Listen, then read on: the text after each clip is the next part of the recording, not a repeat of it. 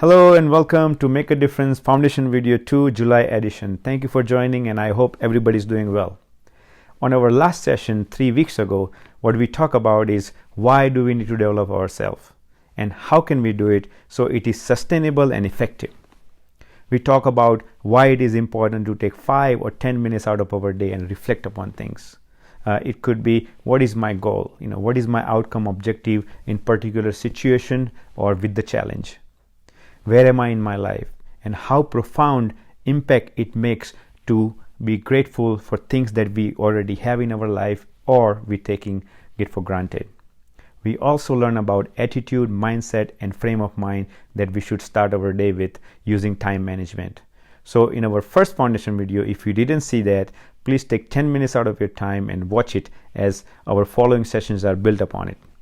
Now, as we already understood that for our overall well-being, which is everybody's goal here, it is important to develop our 3 faculties, body, mind, and emotions. Even though it makes sense why we wouldn't do it. Helping others and learning from a lot of mentors throughout my life, what I found is there are certain types of people who actually will make changes in their lives or willing to make changes in their life. And there are certain types of situation that helps us make those changes or force us to make those changes. Now, this session has 3 key points. The first one I would look at is reward or suffering. Now, this may seem obvious to start with, that if the reward of change is really, really big, then you are much more likely to engage in the process of change. Or if the suffering that you are in is really, really painful, then again, you are much more likely to be driven to make that change. Poor habits, guilt, shame, feeling not good enough every time we fail, and more situations like this we face in day-to-day life that appears as suffering. However, sometimes they are there in a very subtle way that we don't even realize until we look at it very closely. For example, somebody who says, I want to have a better relationship with my children. I can't help, but I just get agitated and upset. I do seem to shout a lot at my children and be very critical of them. How do I change this? So here, the outcome objective is better relationship with my children. Now, if we look at this situation and assess in detail, my question is, are you really serious about this? So let's look at what is the reward if you actually changing and having different ways to work with your children, other than shouting or getting upset when they do things that you find are problematic. Now, if the person doesn't say the difference would be amazing or the reward will be big, then it's quite obvious that the chances of change start going down. Now, if they say, when I do shout at them, I have such a bad repercussions into myself and I really don't like myself for doing so, and it's sometimes days before I get over it, then it's likely that the suffering he's in is big. And so the person would say, I really want to avoid that and have a better relationship. Unfortunately, for most people, when they say my goal is this or outcome objective is this, the big reward or the big suffering is not there. Sometimes there might be a modest reward and modest suffering, but it is something they still want to change. You need a little bit more boost for that. So now, how can we boost the idea of reward and boost idea of suffering? So maybe in this case, I will talk to that person and say, hey, let's have a look at the consequences of you continuing to shout at your children. Let's look at down the line and see what do you think might happen in future. Lots of things can happen or nothing might happen. Or if children start to believe that it is acceptable shouting, then when they get older, they might start shouting at their children because they have learned this a role model from me. So that could be something creates a lot of tension within the person and therefore suffering appears. Now, what we have done here is boosted the idea of suffering, thinking through consequences. Now, let's look at the idea of boosting reward. It could be where the person says, if I stop shouting, the relationship I have got with them when they get to older age or become adult will be fantastic, because we didn't went through memories of shouting, and that reward would be immense, and I'm really looking forward to that. Let's assume the reward and suffering is strong enough that we think it is likely to get that person to change. Now, second point is on a topic what I call a psychological mindedness. This has been my number one strength to get me success in my life, as well as help me coming out of depression and many other challenges that I came out of my life. Sometimes I meet two people who've been through terrible situations in life, very, very similar, and yet one comes out really smiling and okay, and then the other one is struggling with it. Now there could be lots of reasons for that, but one of the prominent result is I found is that it is not what life throws at people, but it is how they interpret it and what they do with it. In other words, psychological minded people thinks it's up to me to deal with the non-negotiables that life throws at me. This is what I have on my plate that I can change it. So what can I do with it? Don't blame circumstances. Don't blame people. Don't even blame yourself. It's terrible. Just look inside of you and say, I can't change this thing. Therefore, I must learn to accept and make the best out of them. It is within my own mind and my own power to make these changes. It is not to do with non-negotiables. So the psychological minded people are much more likely to get success in life and succeed in making a change. Whatever outcome objective they want to achieve. It brings resilience, it brings courage, and it brings perseverance. So again, let's take an example of a high-performing team. Let's say that you are part of that team and there is a lot of dysfunction in it. So if your outcome is to get a high-performing team, but you complaining about other people not doing what they're supposed to do, and maybe there is some truth to that, okay?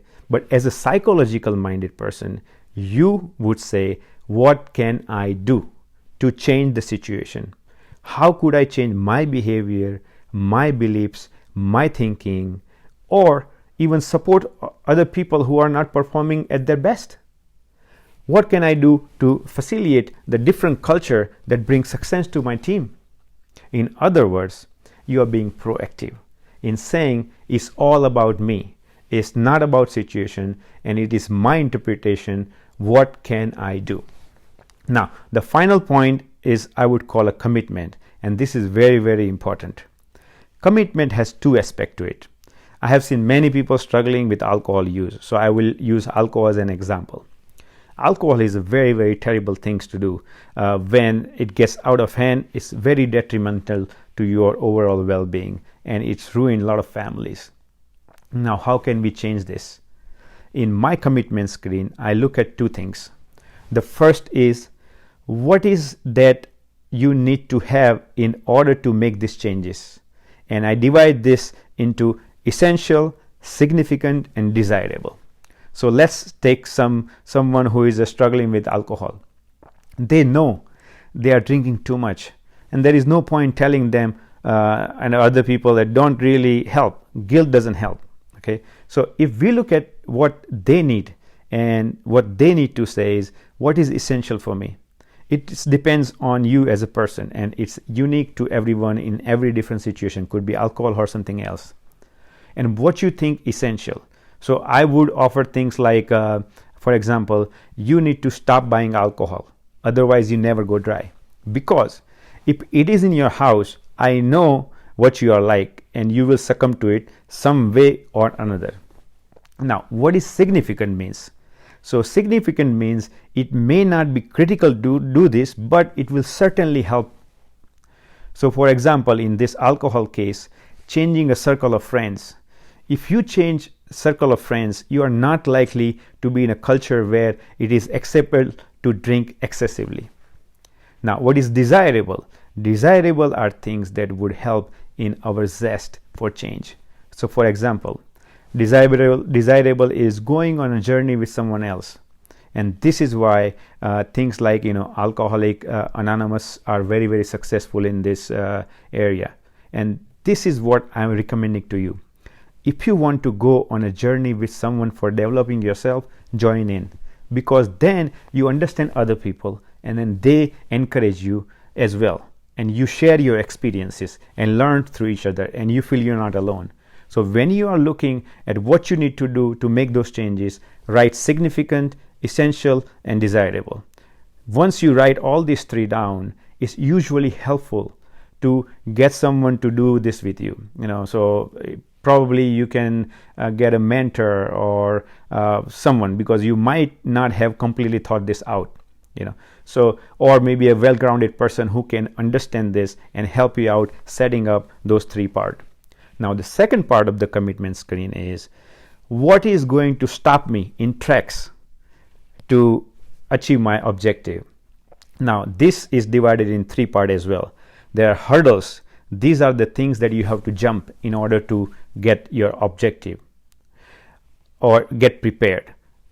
This is that you cannot overcome. For example, you got somebody saying, I definitely going down to a commitment of getting my life together and learn how to manage my life, get exercise, reflect upon things and make plans and stick to it. And now I got to jump hurdles. Now, you are going to get lured into many things that are not important during the day, but takes you away from your core value and your plan for the day or your goal. You need to learn how to say no and ask yourself, am I sacrificing something that will help me for the rest of my life for something which gives me temporary pleasure? Barrier is the second part. Barrier is things that you can get around. So these are the things you don't have to jump.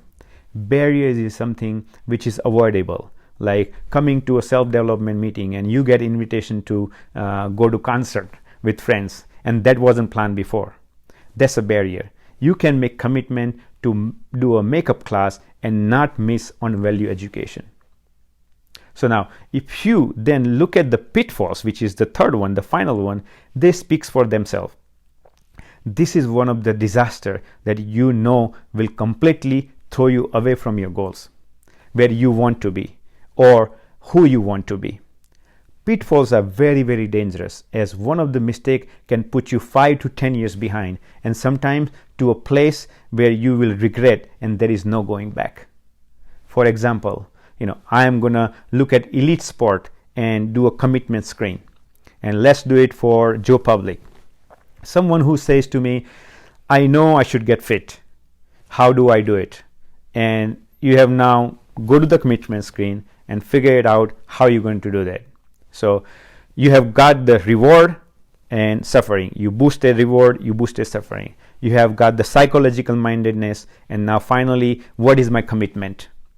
What is essential here is that you need to get fit. You have to push yourself a bit physically each time you go to exercise. You have to push the boundaries. Staying within your comfort zone is unlikely to get you in a fit place, and certainly not in elite sports. Now, significant could be things such as looking very closely to your lifestyle, because that could be affecting you, what you eat at night and how you spend your day. Significant might be you join a club where you have to report to your coach or be accountable to how much progress you did since last month. That will help. And the desirable could be jogging with a friend or having a company to do exercise instead of going out alone. Even just listen to music. That will help you go out and do what you got to do. Now, when you come up to hurdle, the barriers and the pitfalls, again, is unique to you. You decide what is your hurdle.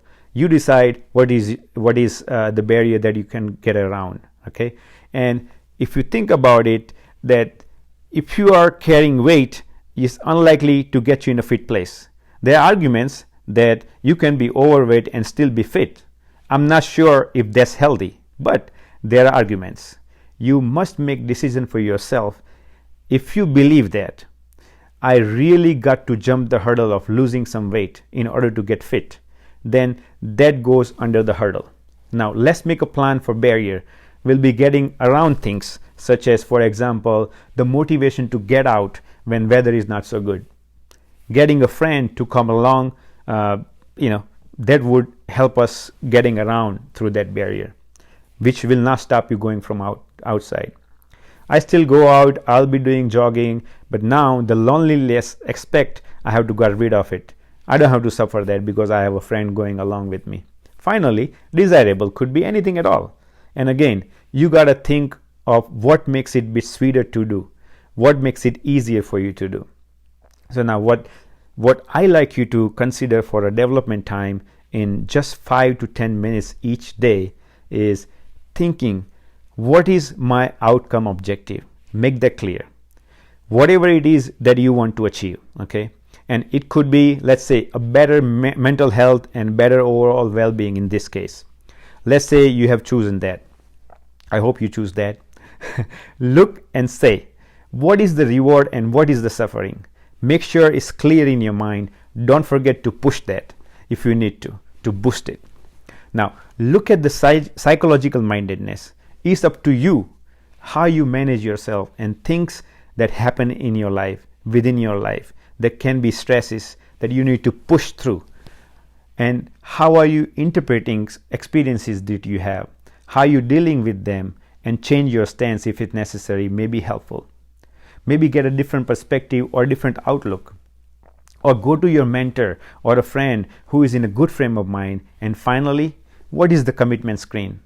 What is it going to take for you to get in a balanced well-being? You have to define those things. But do your essential, significance, desirable, and finally, what is going to stop you? That stop you to make that change take place. Is hurdles, barriers, or pitfalls. And that's what I recommend for next couple of weeks. Every day, take up one goal for your well-being, invest 5 or 10 minutes and start pushing things that you have learned here in place. Okay, so thank you so much for joining. If you have any question, please feel free to send me a comment, email, and I will be happy to answer any of this. Thank you so much for your time and have a great day.